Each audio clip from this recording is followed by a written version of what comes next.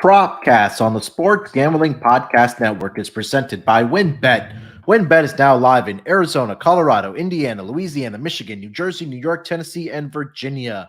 From boosted same-game parlays to live in-game odds, WynnBET has what you need to win. Sign up today, bet $100 and get a $100 free bet at sportsgamblingpodcast.com/WynnBET.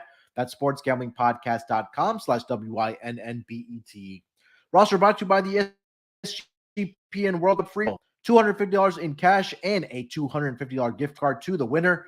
Enter today exclusively on the SGPN app. Welcome, everyone, to the Propcast, part of the Sports Gambling Podcast Network. It is Friday, November 18th, currently 4:06 on the East Coast, here to discuss our NFL Week 11 player props. I believe this is the second consecutive week we are streaming over on the NFL Gambling Podcast accounts. Kind of a collaboration. We dropped a Propcast episode also on the NFL Gambling podcast feed there because we're talking about player props and it's connected obviously with the NFL. But joining me as usual to break down these player props for the NFL Week 11, it's my main man on the West Coast. You guys know him on the NASCAR F1, fantasy football, XFL fantasy football. What else am I missing, Rod? The NFL Gambling Podcast. The man does it all. What's going on, my man, Rod? How you feeling, buddy? Hey, sharing is caring in the SGPN, right? We take all of our shows and just spread them across and give everybody some love. So I'm doing fantastic. Looking forward to a fun weekend of football and, of course, laying down some player props. Good night last night. In the Thursday night props, a lot of good action going on, despite some not quite so good play on the field. But yeah, definitely some fun stuff happening there last week or last night rather. Yeah, yesterday, Tennessee gets the victory in Green Bay. Was it 27-17? I'll start with this. Not a great night for me as far as the player props went. Unfortunately, I went 0-4. Rod, you went 2-1 on your player props. Yeah, but it was me, Munaf. I'm sorry. Like I know that you had better luck with Ryan, and so with me, it just sort of went downhill after that. So my bad. I'm sorry. I'm surprised you even had me on. Today's the ultimate test. Last week on the Sunday or the Sunday games, I went 4-0. And then I think you and I did the Thursday one, didn't we? Last week? Yeah, we did. Yeah, I think I went 2-1. So we'll find out for these Sunday games. If you're a thorn in my side, I'll put it that way there, Rod. No, but look, I hit the first touchdown prop or a touchdown prop. I gave it out with Sean and Ryan on their show when I did the Thursday night football player props with them, the 19-1 on Dontrell Hilliard. Hopefully that compensated for the 0-3 that I had last night. But overall, pretty good night, not only for the propcast between you and I, but I know Sean gave out an 80-1 casual winner over on the Mothership show. I think he had what, Austin Hooper 2+ touchdowns, and then the Titans money line tied all together. So I know a lot of guys were tailing that over in our Discord channel. And if you haven't already joined the conversation, you're missing out on all these winners that we're giving out. So come join it at sg.pn/Discord. But yeah, pretty good night for the SGPN network, my man. Indeed. I mean, again, we're all about giving. It is the season to give thanks and, of course, to give, right? It's the holiday season, my man. You nailed it. Absolutely. Yeah, NFL Week 11 already. I think we say that every single week. Week 9, Week 10 already. Yeah, but we're at NFL Week 11. Some intriguing matchups, of course, but you guys know how we do. We'll give you about 3 to 4 player props each. We'll get into some touchdown, anytime touchdown prop bets as well. And of course, we will wrap it up with best bets. But before we get into the player props, Rod, any takeaways from last night? Look, Derrick Henry got the carries, unfortunately, for myself and a lot of bettors that were on his over rushing yards. He quite didn't make it to that 100-yard mark, but I thought the handicap was there that if he got 20 to 25 carries, he should have been able to get to that mark, especially how bad the Packers defense has been, especially their rush defense. But Unfortunately, he didn't get there. And Robert Woods just decided to have a coming out party yesterday. I think he finished out with 60 plus receiving yards. But you, my friend, you had a great night. Yeah, and the takeaways are this. One, Aaron Rodgers, we may not see him very much longer in not just Green Bay, but in the NFL altogether. And if they can't beat a team like Tennessee, I mean, how much more fun can you have? Like, it's, to me, at some point, when you get old enough and you've been doing things long enough, you're starting to weigh not just the money options of it, but like, what am I even doing anymore? And, when you can't beat a team like Tennessee, you saw how frustrated he was when Lazard dropped passes, when, Aaron Jones was getting bottled up. Like, it just the frustration on his face. Yeah, he was smiling afterwards, but I think I saw a quote, and I don't know if this was from his actual press conference afterwards, but somebody asked him, where do you go from here? And he says, home. So, It seems like that if things are not going the way Rodgers wants, especially early on in that game, whether that's in that first or second drive for Aaron Rodgers, that he just kind of has this defeated look on his face that he's already given up on the game. And I think that this may be something that is a little bit of worrisome for the Green Bay Packers. I mean, look, their season's already over. There's no way they're going to get this division. Wild card is out of the possibility here as well. And I think it's time that we start putting some respect on Tennessee Titans' name. Look, they got a victory last week against the Denver Broncos, one of the better defenses in the league. And for them to come in on a short week to go into Lambeau Field in Green Bay, where it was cold as hell, and for them to get this victory, I think that's something that we have to acknowledge. And I know that it's for the Tennessee Titans, it's old football, right? It's running the football and it's playing great defense right now. And we're in a league where we get excited when we see a lot of points being put up, where quarterbacks like Justin Fields and Marcus Mariota, those type of players making moves that we get excited about. But we're all kind of forgetting that, hey, to the Tennessee Titans, especially with Mike Vrabel, they run the football, they play great defense, and here they are sitting at 7-2 now on the season after starting 0-2, and they're sitting at top of the AFC South now. You don't got to sell me on the Titans. I've been a Titans fan since they were Houston back in the day. So I definitely, when they moved to Tennessee was the first year that I moved to Tennessee. So I was kind of kindred spirits with those Titans. Yeah, 100%. All right, let's get into our NFL Week 11 player props for the Sunday games. Rod, I will let you lead it off here, my man. Where are you taking us for your first player prop? Let's go to Washington. Well, okay, yeah, let's go to the Washington quarterback and Tyler Heineke.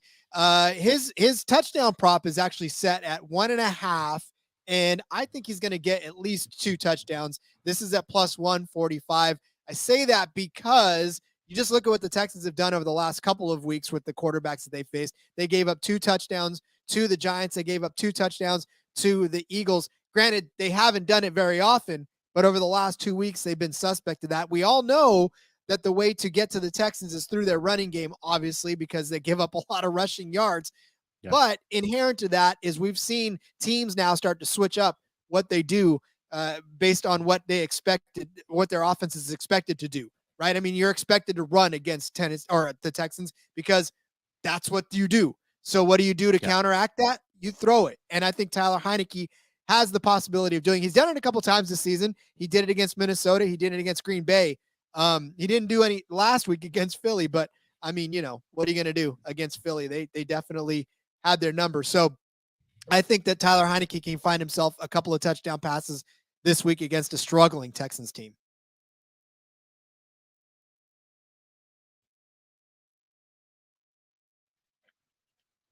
It's funny that it's at the pick up some type of age in every single week where they're seeing a team something really well, and they like this week they added Sue to their defense, and now they're going up a team that can run the ball pretty there. But look, this Texans really just has good seasons. It's not a secret. We've talked a lot. This rush defense has been bad. Well, this pass defense is not doing very well either. I know Derek Stingley Jr., he's having a great season so far for the Texans, and he hasn't given up any touchdowns yet. But with this wide receiving group of the Washington Commanders, you have Scary Terry, right? Okay, let's just put Derek Stingley Jr. in here. Well, you still have to deal with guys like De'Ami Brown. Um, you have Jahan Dotson that you got back, and Antonio Gibson, and even their backfield. Those guys can catch the ball and make plays with their legs and find the end zone that way. So asking Heineke to get at least 2 touchdowns here against the Texans, it's not a tall order at all. I'm going to stay in the same game, and I'm going to go with the other quarterback, my Texans quarterback here, Davis Mills. This was a theme that we have identified several weeks back for quarterbacks going up against his Commanders' pass defense. I'm going to go with Davis Mills, longest completion over 36 and a half yards. And we kind of look at this, what the pass defense has given up for the Washington Commanders. They've given up a 40 or more yard completion to opposing quarterbacks in every single game, except for the game that they played. I believe it was with Aaron Rodgers, and they were having their struggles with guys being in and out of the lineup. But other than that, they've given up a long completion of 37 yards or more to every single quarterback so far this season. I want to say, I think even the Sam Ellinger had gotten one in that game against the Washington Commanders. But for this Texans team, Nico Collins is a guy that is a deep field threat. Same thing with Brandon Cooks. Those guys, especially Brandon Cooks, is a guy that can get down the field and has a lot of speed. We've seen them start utilizing the tight end position as well, have the Houston Texans. So I think there is a possibility here with Davis Mills, who makes the right throws, but also makes you scratch your head a lot of times. But he still has the ability to throw the ball down the field. And if you kind of take a look over the last 4 weeks here, Rod, against the Raiders, he had a long completion of 39 yards, 44 against the Tennessee Titans, 34, didn't quite get there against the Eagles, but against the Giants last week, a 46-yard completion. So it's not like he hasn't done it this season. And I think that he can take advantage, at least in a pass, to get this number or get over the top for this defense. Even if we go back to the early part of the season, Rod, against the Colts, 42. He had a 52-yard completion against the Bears and a 58-yard completion against the Chargers. So I think that continues here against his defense that has given it up every single week, except against the Green Bay Packers. So I'm going to go Davis Mills, longest completion over 36 and a half yards. For Davis Mills, the longest completion is almost most of his actual passing total in those games this week. It's good for one a game. I was going to say, that's basically 2/3 of his actual production over the course. I mean, a couple of times, Giants 319, 302 against the Raiders, but by and large, that one completion is a good chunk of what he throws. So he's got to get one in there, right? Or else he's not going to get close to 150 yards passing like he's used to. Yeah. So if he's able to do that this week against the Washington Commandos. All right, Rod, let's get over to your next one, man. What do you got? All right, I'm going to pit Marcus Mariota over Justin Fields. I'm going to take the passing line money line. So their passing yards money line, rather. So I'm just going to say straight up that Marcus Mariota gets more passing yards than does Justin Fields. I mean, look, for Justin Fields, his play on the field has been great, right? I mean, you look at Justin Fields and you go, oh, wow, he's really been producing. But then you look at his numbers. He had 167 passing yards against Detroit, 123 against Miami, 151 against Dallas, 179. I mean, I don't even want to keep going because it just doesn't get much better than that. 208 against the Vikings, but that's fine. Mariota, on the other hand, still not quite as impressive. 186 against Carolina, 129 against the Chargers, 253 against Carolina. But if you look at the head-to-heads, more often than not, Mariota's coming up ahead of this as well. But you also look at the Bears defense is what I'm really looking at. And they gave up 236 last week against the Lions. They gave up 302 against Dolphins, 250 against the Cowboys, 190. Though they're averaging about 210 yards per game to opposing quarterbacks. Whereas the Falcons, on the other hand, their passing defense is atrocious as well, giving up an average of 289. But this is against Justin Fields. I don't think Justin Fields is going to be throwing the ball nearly as much as he's running it against this offense. So against his defense, rather. So I think Mariota is going to have the better passing day than Justin Fields.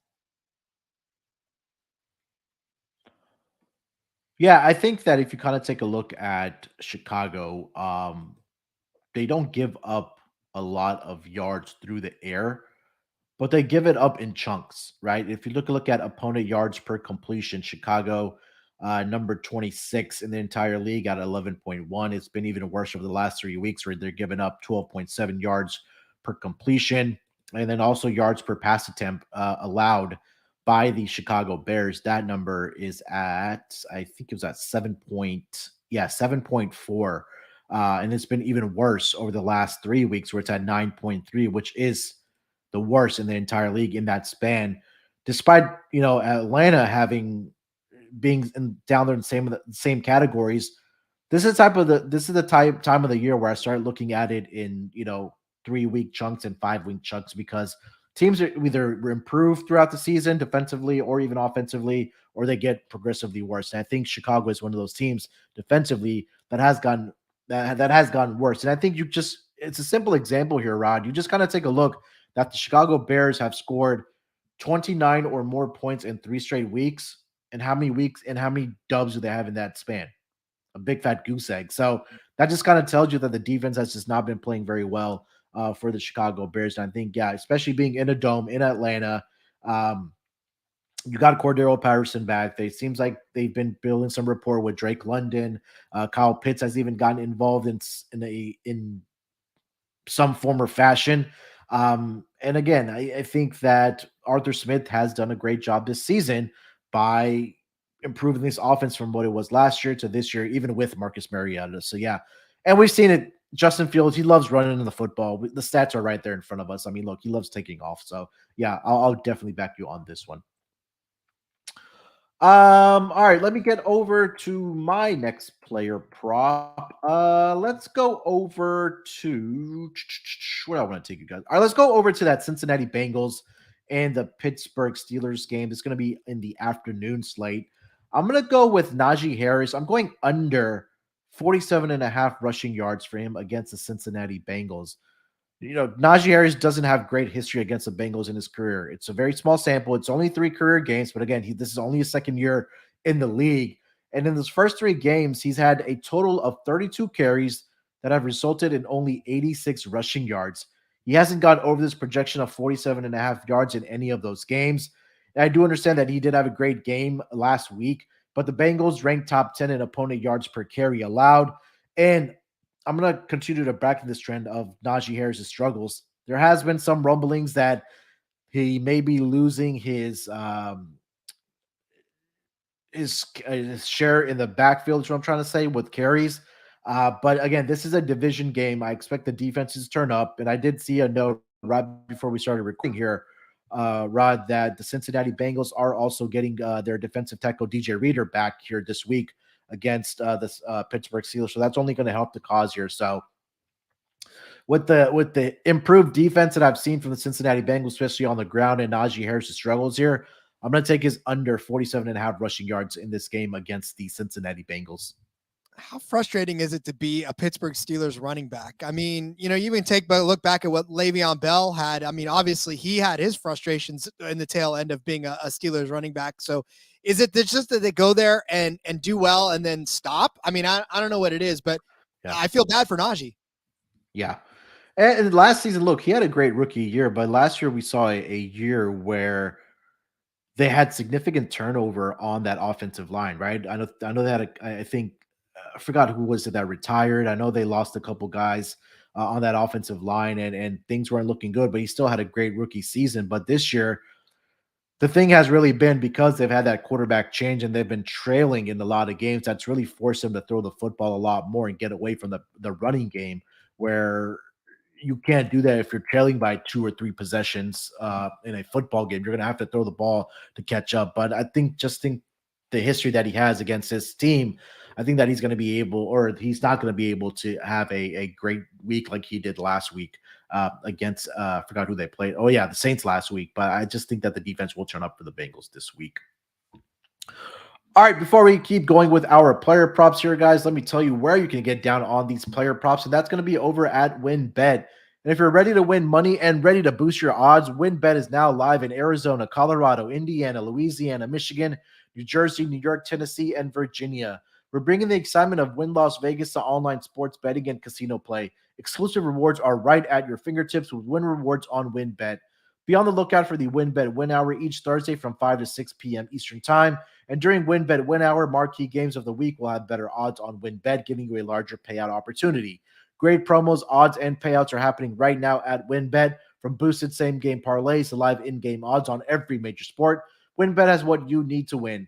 Ready to play? Sign up today to receive a special offer, bet 100 to win 100. There's so much to choose from, and all you have to do is head over to sportsgamblingpodcast.com/winbet so they know that we sent you. That's sportsgamblingpodcast.com/WINNBET to claim your free bet today. Offers up to change. Terms and conditions at winbet.com. Must be 21 years or older and present in the state where playthrough WinBet is available. If you're someone you know has a gambling problem, call 1-800-522-4700. All right, Rod, let's keep the train rolling here, my man. Where are we going next with your next player prop? Well, we'll go from one running back who you don't think is going to have a good day to a running back that I do think is going to have a good day, and that is Dalvin Cook. So I'm not even going to worry about his rushing total. I want to go rushing and receiving. This is 98.5. I like this number because it gives you the opportunity for him to maybe catch a couple passes like he did last week to get you over this mark, even though I think he's going to do it against the Cowboys just by rushing alone, whereas last week he did it against Buffalo, where he had 119 rushing yards, 27 receiving yards. Against the Cardinals, 111 rushing yards by himself. Against the Bears, 94. Against Detroit, 96. So didn't need the receiving total to even get there against those teams. Statistically speaking, going back against these Vikings, last season he had 78 yards total against them. But the two meetings before that in 2020, 115 rushing yards, 45 receiving yards. 97 in 2019 rushing yards, 86 receiving yards. Look back at what's happened against these Cowboys as far as running backs is concerned. The Packers rushed for 203 yards between A.J. Dillon and Aaron Jones. The Bears, Khalil Herbert got 99 yards against them. David Montgomery got 53 yards against them. So they've given up some pretty good yards to these running backs that they've faced over the course of the season. And I just, again, this is a guy that is the focal point of this Minnesota offense. And there is no way on earth he's not going to get involved. I even Saquon Barkley, who had 81 yards against these guys and 45 receiving yards. So the path for him to get there, for Dalvin Cook to get there, especially when Leonard Fournette ran for 127 yards in week one against these guys, there's nothing stopping Dalvin from getting 100 yards all purpose, let alone 100 yards on the ground by himself. Yeah, I think this is going to be a game where we see some screen passes going to Dalvin Cook just because you have Micah Parsons on the other side coming down your throat. But what you just mentioned, what Aaron Jones and those guys were able to do just last week, 138 yards from Aaron Jones a previous week. You mentioned it, Khalil Herbert was able to get 99 yards. Even Jamal Williams, 15 carries, 79 yards. And we know that Dalvin Cook is a player that can make plays in the pass catching game as well. We've seen it so many times where he, takes those screen passes for 10, 15, 20 yards, and he can even take it to the house. But he has great history against this Dallas Cowboys team as well. You go all the way back to 2019 in that game, 97 rushing yards, 86 receiving yards. 2020, 115 yards on the ground for receiving yards. Last season, they did face each other in that game with 78 rushing yards, but did get over this total of 100. But big at home, I think we see a lot of points being put up and to be a focal point of this offense here this week for the Dallas Cowboys. And I think the Minnesota Vikings know that, hey, there's been a lot of running backs over the last 2 weeks or even the course of the season where those running backs have had success against the Dallas Cowboys. So Dalvin Cook should be no stranger to that. And hopefully he's able to continue his great stats that he's put up against the Dallas Cowboys in his career. I'm going to say in the same game, I'm going to go over to a guy that I did back last week, CeeDee Lamb. I'm going to go over his 77.5 receiving yards. I think this play just kind of gives me more confidence with Dak being back. I know it's been a couple weeks that he's been back. And look, we talked a lot about how it seemed like CeeDee Lamb didn't really miss a beat with Cooper Rush being the quarterback there. I know last week I had his longest completion to go over 24.5 yards, but I think this is a week where we see, like I mentioned, we're talking about Dalvin Cook, that we see a lot of points being put up, a lot of yards being put up by both these squads. Um, and last week, look, they went into Green Bay where the weather was a concern, but that didn't stop CeeDee Lamb for having a 100+ receiving yard game. It's a faster track. You're back. You're in Minnesota where weather is not a concern. And I think, number one, that Minnesota has not been very good against the passing game, against their pass defense is what I'm trying to say, has not been very good this season. They're number 29 in opponent yards per pass attempt, number 24 in opponent yards per completion. So I expect Dak Prescott and this offense to really push the ball down the field. And we maybe see some tired legs or from the secondary of the Minnesota Vikings, because they did play an overtime game. It was a big emotional game last week for them, coming off of a huge victory in Buffalo, the way they pulled off that victory there. So I think that this is a more important game for the Dallas Cowboys, especially in that NFC East where things are a lot tighter than we've seen in the past. And I think that it's going to have to start with Dak Prescott, and that's going to be CeeDee Lamb to lead this team in offense and especially through the air. So I'm going to go CeeDee Lamb over 77.5 receiving yards here against the Minnesota Vikings, Rod. CeeDee Lamb is just that special kind of guy. I mean, you watch him week after week, and you say to yourself, this obviously he can't keep this up, or blah blah blah, or he's getting overshadowed or whatever. But he continues to do things that make you go, well, okay, yeah, he's actually pretty good. So we'll and I can't wait to watch what they're going to do on Thanksgiving too, because obviously it's a staple in Thanksgiving for the Cowboys. So yeah, it's always fun to watch him on Thanksgiving because he seems to blow up at that point. You got any more player props to give out? I do, as a matter of fact. I'm going to go with Stephon Diggs.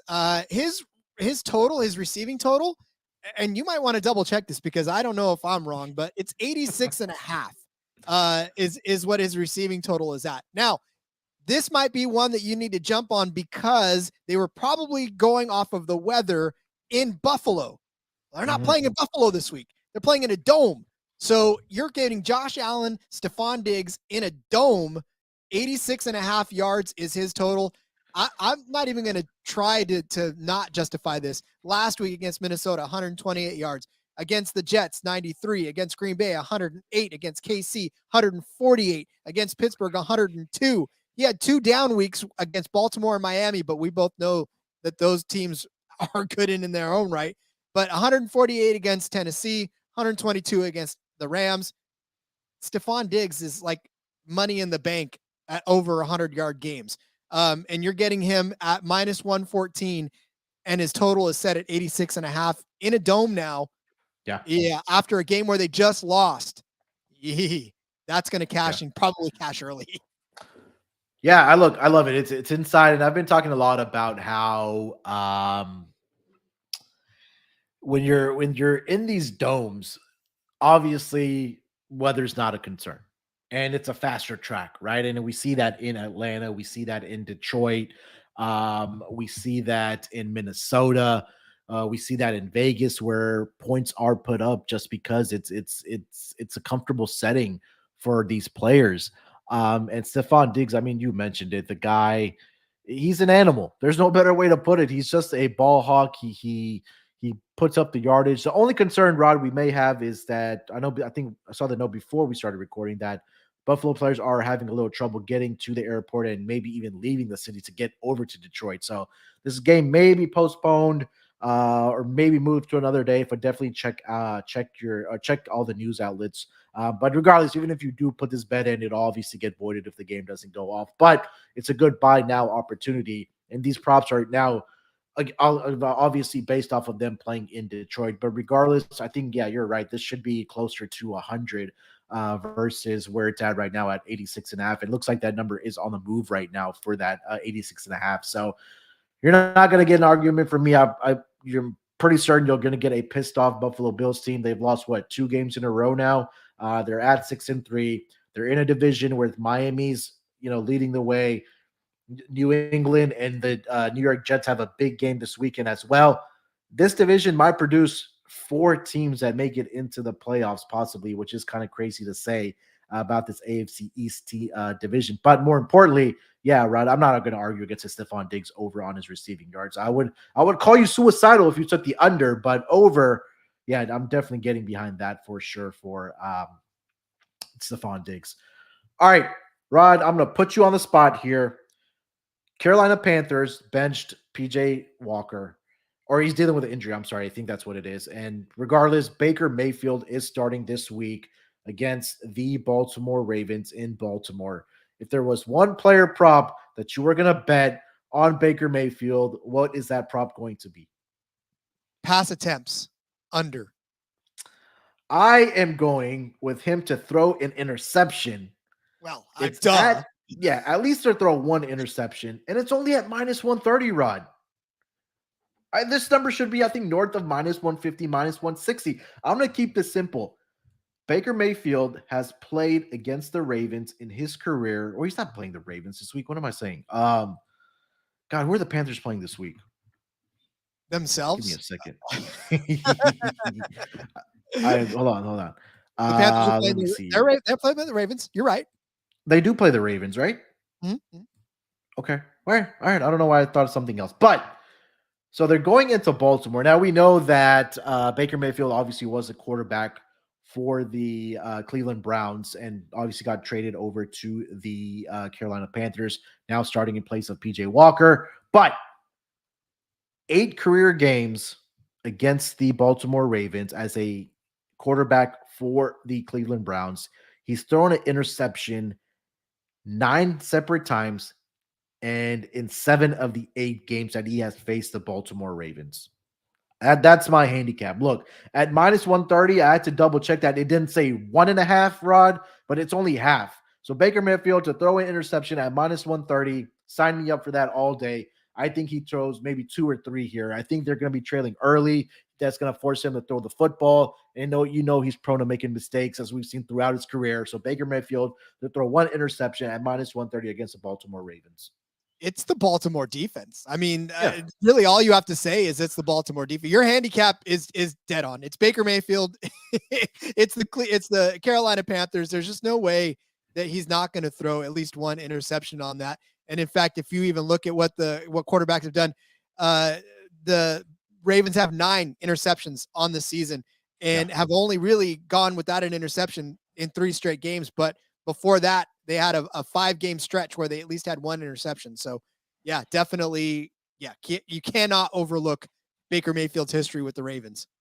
Yeah, 7 out of 8 games, at least 1 interception, and total of 9 interceptions he's thrown in 8 career games against the Baltimore Ravens defense. All right, Rod, that's going to do it for our player props. Why don't we dig into some touchdown props this week? I think we've these touchdown props. I feel like we're on a streak here, so hopefully we can continue that going for some touchdown props. All right. Well, I will go to the Steelers game where we talked about it earlier.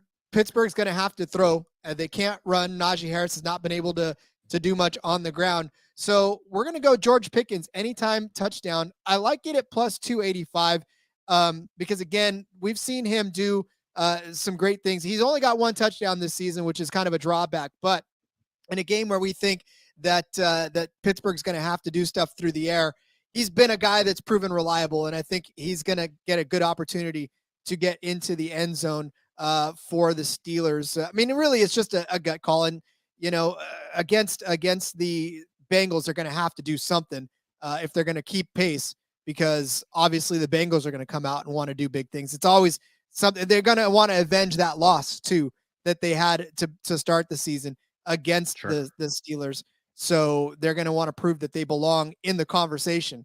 So yeah, definitely give me Pickens to have a touchdown catch against these Bengals. And in fact, just to go back, a receiver's got a touchdown in each of the last 4 games against these Bengals. So, all right, yeah, sign me up for it. George Pickens, especially at plus money. I'll take that plus money price every single day of the week. All right, for my player prop, there's been something that has been found in the Chicago offense over the past several weeks. We talked about it, how they've scored 29 or more points in each of the last 3 weeks. Unfortunately for Bears fans, they've lost those 3 games, but there's been something that has been found with Cole Kmet and Justin Fields over the last 3 weeks. Cole Kmet has 5 total touchdowns on the season, and all of those touchdowns have come last week or in the last 3 weeks. He's had at least one touchdown in every single one of those games. He had two against the Lions, he had two against the Miami Dolphins, and he had one against the Dallas Cowboys. I think that continues here in Atlanta. Right now, I'm currently seeing that number for one touchdown anytime at plus 170. If you want to get a little frisky with it and go 2+ touchdowns, let me see what that price is for Cole Kmet. 2+ touchdowns will get you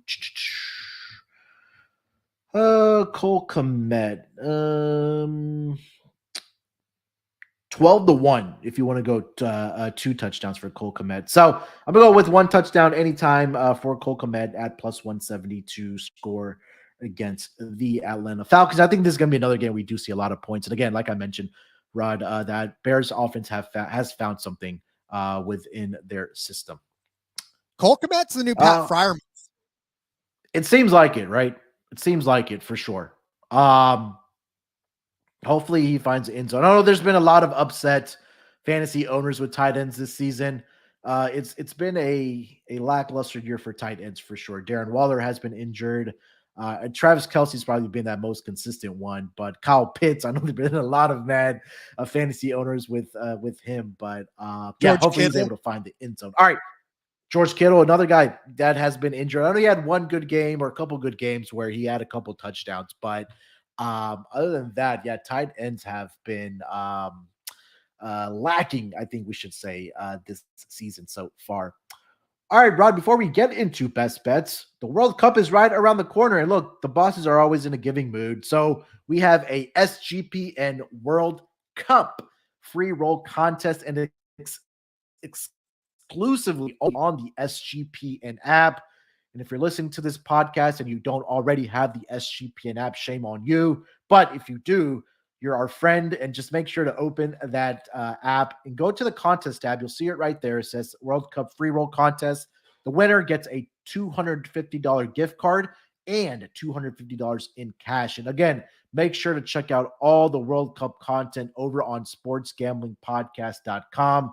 I know the knockout stage and the group stage starts on Sunday, so still plenty of time to get into that free roll contest. Again, $250 in cash to the winner and a $250 gift card to the merch store for the winner. Speaking of the merch store, get your holiday done shopping early at the SGPN merch store. SGPN gear is the perfect stocking stuffer for that true degen in your life. They have great Christmas items on there, the Christmas sweater, a lot of team themed t-shirts, whether it's college football, college basketball, NFL, NBA, MLB, hockey, whatever sport you like. Definitely check it out over on the merch store. So go to store.sportsgamblingpodcast.com. But an additional bonus that if you go and buy your items before Thanksgiving, you can get 10% off of your order by using promo code DallasSucks.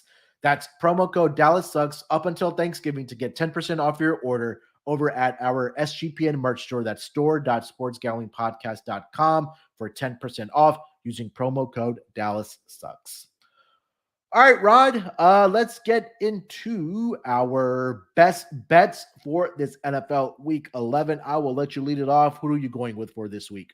I got to go with the Stephon Diggs over 86.5 receiving yards. If he makes it to the field, he's definitely going to get well over this for sure. Because again, it's Stephon Diggs, it's a pissed off Bills team, it's Josh Allen wanting to throw the ball all over the place to try to make up for the fact that they've on a slide. And I fear anything that happens with Stephon Diggs this week. 100%. Yeah. Being indoors, hopefully they can make it out there. But look, this number at 86.5 here, Rod, it's definitely very, very, very conservative here. I think that's the game where he gets 100+ yards against this Cleveland Browns team. And I think that we'll see points being put up in this game here as well. So I love it. For my best bet, I got to go with Baker Mayfield. He's going to throw an interception this week against the Baltimore Ravens defense. Look, he's done it in 7 out of 8 career games against them.